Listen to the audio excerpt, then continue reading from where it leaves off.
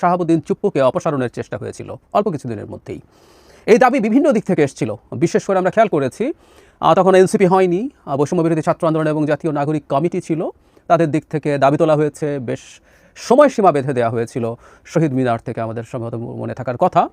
এবং এই একই দাবি আরও আগে থেকে করেছেন এবং পরেও কন্টিনিউ করে গেছেন জনাব পিনাকি ভট্টাচার্য, অত্যন্ত ইনফ্লুয়েন্সিয়াল অ্যাক্টিভিস্ট, আমরা এভাবেই বলবো, সবচেয়ে ইনফ্লুয়েন্সিয়াল এভাবে বলাই যায়।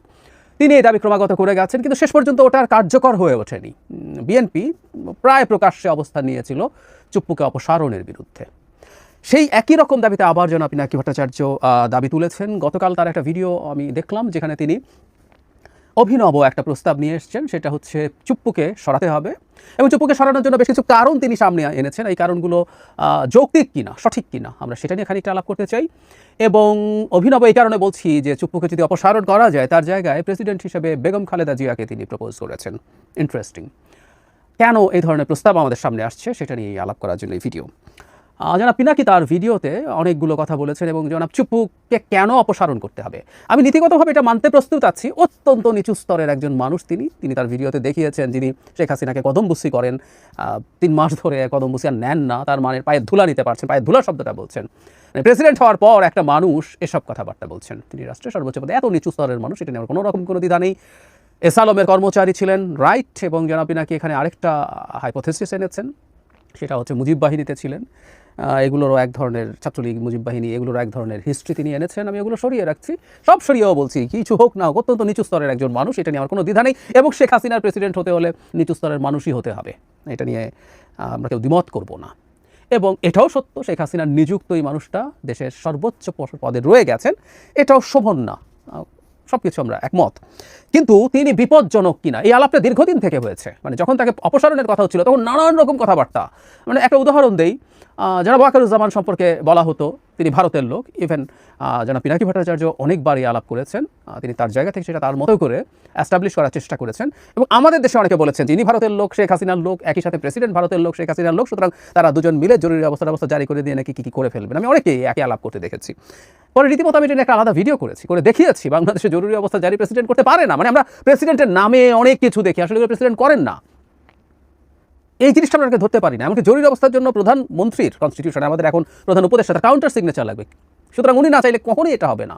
ধরুন যে কোনো দণ্ডপ্রাপ্ত আসামিকে ক্ষমা করে দিতে পারেন প্রেসিডেন্ট। রাষ্ট্রপতির ক্ষমা বলে আমরা একসময় ছোটোবেলায় রাষ্ট্রপতিকে গালিগালাজ করতাম যে রাষ্ট্রপতি এটা এই বিরাট খুনিকে ক্ষমা করে দিয়েছে। উত্তর হচ্ছে সব প্রধানমন্ত্রীর ক্ষমা।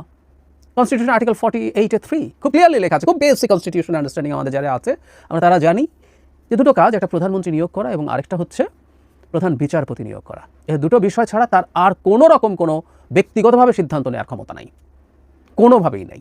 মানে একটা বিল তার কাছে পাঠালে তিনি ওটা একবার বিবেচনার জন্য বলতে পারেন, আর তিনি যদি সেটা না পাঠান, নিজের কাছে রেখে বসেও থাকেন, এটা 15 ডেজ পরে সিগনেচার হয়ে গেছে বলে ধরে নেওয়া হবে। এই হচ্ছে প্রেসিডেন্টের ক্ষমতা। আর অর্থ বিল মানে যদি হয় সেটা তিনি ফেরতও পাঠাতে পারবেন না, একটু রিকনসিডার করো, সেই ক্ষমতাও তার। মানে ফাতেহা পড়া কবরে গিয়ে শাহাবুদ্দিন আহমদ বলেছিলেন, এছাড়া কোনো কাজ নেই, ট্রুলি কোনো কাজ নেই। এই রাষ্ট্রপতি চুপ্পু থাকাটা অসুন্দর, কিন্তু চুপ্পু থেকে কোনো ক্ষতি করতে পারবে, এই আর্গুমেন্ট একেবারেই ভুল, একেবারেই ভুল। জনাব পিনাকি চুপ্পুকে না সরানোর কারণে কি ক্ষতি হচ্ছে বলে বলছেন যে কিছুই করা যাচ্ছে না, না জুডিশিয়ারিতে, না পুলিশে, না প্রশাসনে, না সেনাবাহিনীতে, মানে কিছুই নাকি করা যাচ্ছে না। এবং তার ভাষ্য মতে জুলাই সনদ করা যাচ্ছে না, সংস্কার করা যাচ্ছে না, এই সব কিছুর পেছনে নাকি চুপ্পু। ইয়াস, উনি এগুলো বলেছেন। একটা কথা খুব স্পষ্টভাবে আমরা বলতে চাই, এই যা করা যাচ্ছে না, যা করা হচ্ছে না, এগুলোর প্রত্যেকটার দায় ডক্টর ইউনূস সরকারের এবং ডক্টর ইউনূসের।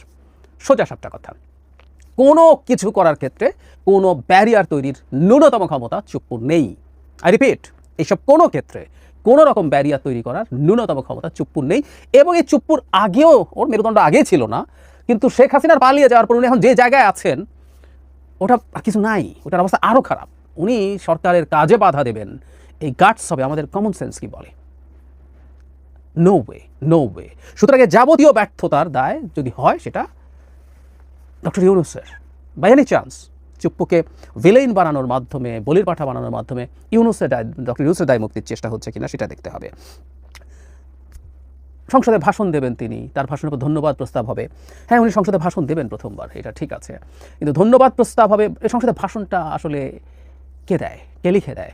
মানে খুব হাসির ব্যাপার, মানে প্রেসিডেন্টের এই ক্ষমতাও নাই যে তিনি একটা ভাষণ লিখে সেটা পার্লামেন্টে পড়ে আসবেন। ইয়াস, এটা মন্ত্রিপরিষদের লিখিত একটা ভাষণ, মন্ত্রিপরিষদে পাস হয়, উনি গিয়ে এটা পড়ে আসেন।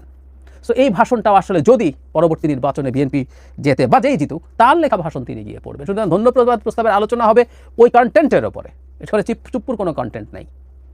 তার কাছে সংসদ সদস্যরা শপথ নেবেন, এটা জনাব পিনাকি ভট্টাচার্য ভালোভাবে দেখেন না। আমরা একটু জেনে রাখবো, পার্লামেন্টের সদস্যদের শপথ আসলে মানে আমাদের আইন অনুযায়ী স্পিকার সেটা পড়ান। এখন টেকনিক্যালি শিরিন শারমিন চৌধুরী আমাদের স্পিকার কিনা, এই আলাপটা সাংবিধানিকভাবে আছে, পরবর্তী সংসদে পরবর্তী স্পিকার হওয়া পর্যন্ত কিন্তু তার দায়িত্ব থেকে যায়। হ্যাঁ, এটা সত্য, রাষ্ট্রপতি ক্যাবিনেটকে শপথ পড়াবেন। আমাদের সামনের মন্ত্রিসভা যেটা হবে তাকে তিনি ক্যাবিনেট সেটা শপথ পড়াবেন। এবং আবারও আমি একমত, সেটা সুন্দর না, চুপ্পু যত কাজই করবে এটা সুন্দর না। কিন্তু চুপ্পু ক্ষতিকর দেশকে ধ্বংস করে ফেলছে, এই আর্গুমেন্টটা আটারলি রং। মানে দেখলাম তো, এই 10 মাস চলে গেল, 11 মাস চলে গেল, চুপ্পু আর জনাব ওয়াকার মিলে দেশকে কোথায় কী ঝামেলা করেছেন, জরুরি অবস্থা জারি করা থেকে শুরু করে ইত্যাদি ইত্যাদি, নাথিং হ্যাপেন্ড। এখন বেগম খালেদা জিয়াকে রাষ্ট্রপতি করার প্রস্তাব তিনি আনছেন। বেগম খালেদা জিয়া রাষ্ট্রপতি হবেন, বাংলাদেশের প্রথম নারী রাষ্ট্রপতি, এটা আসলেই অসাধারণ ব্যাপার, কোনো সন্দেহ নেই। এবং তার মতো একজন ব্যক্তিত্ব, যিনি বাংলাদেশের গণতান্ত্রিক লড়াইয়ে দীর্ঘ লড়াই করে গেছেন। আমি বেগম খালেদা জিয়ার ত্যাগ নিয়েও আলাদাভাবে কথা বলেছি, যিনি মারাত্মক জটিল রোগে আক্রান্ত হয়ে সরকারের সাথে কম্প্রোমাইজ করেননি, লড়াই করে গেছেন, জেলে থেকেছেন, তখনও কোনো রকমভাবে দলকে একটা পাতানো নির্বাচনে পার্টিসিপেট করানোর চেষ্টা থেকে দূরে ছিলেন। মানে ইনর্মাস সেই এরশাদের সময় থেকে, মানে আমি প্রায় বলি যে জিয়াউর রহমান তো আসলে রাজনীতিবিদ ছিলেন না, তিনি একজন রাষ্ট্রপতি ছিলেন, সেখান থেকে একটা দল তৈরি করেছেন, সেখানেও তার বিরাট ক্রেডিট আছে, ক্ষমতা থাকলেও এরশাদ তার দ্বিগুণ ক্ষমতায় থেকেও তার কাছাকাছিও কোনো দল তৈরি করতে পারেনি। কিন্তু বিএনপি ট্রুলি একটা রাজনৈতিক দল হয়ে উঠেছিল বেগম খালেদা জিয়ার হাত ধরে। একজন সাধারণ গৃহিণী থেকে তিনি এই অসাধারণ অর্জন করেছেন, প্রাইম মিনিস্টার ছিলেন 3 বার, এবং অসাধারণ হবে তিনি যদি প্রেসিডেন্ট হন। কিন্তু আমাদের প্রশ্ন হচ্ছে, তাকে কেন এই সরকারের চুপ্পুকে সরিয়ে প্রেসিডেন্ট হতে হবে?